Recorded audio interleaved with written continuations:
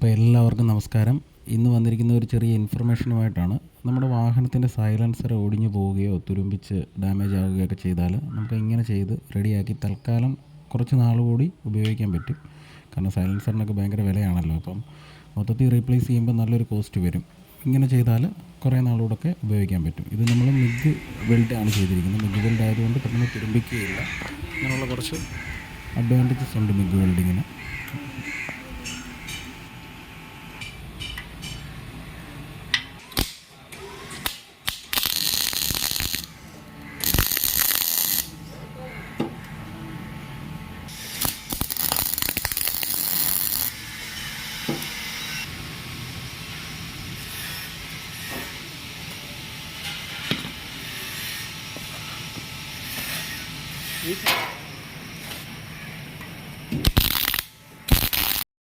അപ്പോൾ ഓട്ടോ ക്ലബിൻ്റെ ഈ ഒരു വീഡിയോ എല്ലാവർക്കും ഇഷ്ടമായെന്ന് കരുതുന്നു.